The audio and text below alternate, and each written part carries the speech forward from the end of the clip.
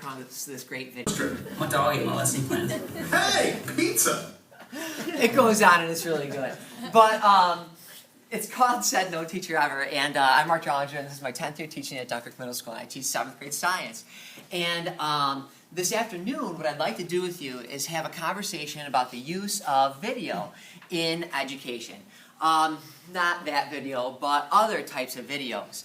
And you see, the thing is, let me get into the shot here. As teachers, have a duty to our students to deliver our content standards in the most effective and engaging ways.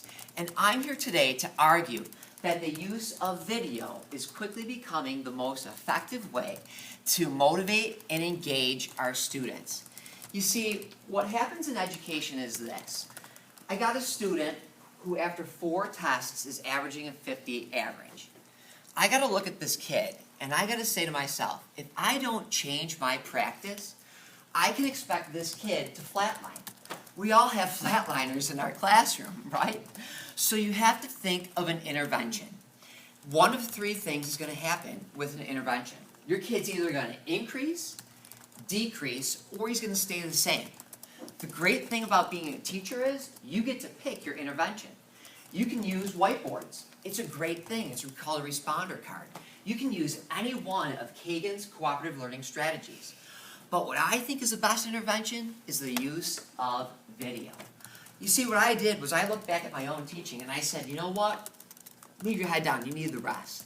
Said no teacher ever. So 10 years ago, I thought I was a good teacher. But maybe I was doing a little too much of this. I was in front of the classroom all the time, asking questions that maybe only one kid was answering. Kids weren't engaged. She's digging through her purse. He was screwing around if you saw him. And that's not a good thing. So I did some research, and I said to myself, I need an intervention. What am I going to do to change my practice to get that flatliner to a high-level student? So I looked online, and I came across this statistic. It said 1 minute worth of video is worth 1.8 million words. Well, I talk fast, but I can't speak 1.8 million words in 1 minute. So then I did a little more digging into videos. And they said that 1/4 of all internet users visit YouTube each day.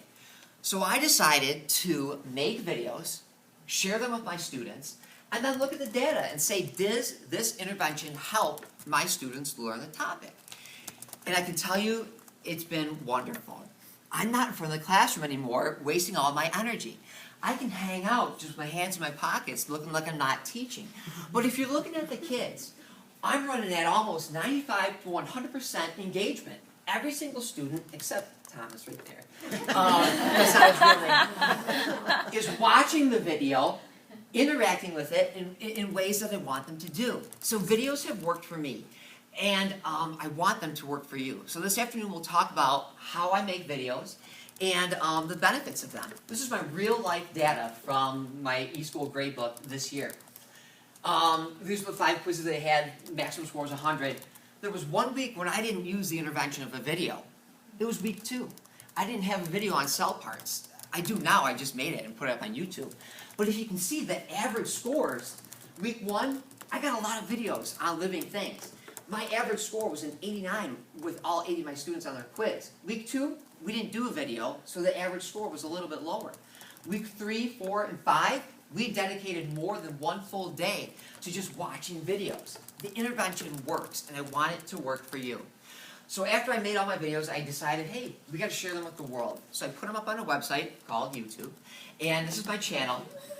People in college called me Drolly, and the thing with YouTube is, once you make your URL, you can't change it. So I would have done something more professional if I could, but it's on there. And the results have been really cool. People say, thank you so much. Now I can help my son with his homework. Oh, that's awesome. This kid says, thank you. You saved me from failing my quiz. I missed the day we learned this in class. That's a kid. That's awesome. Thank you so much. It helped me a lot. I should make a video on spelling a lot. So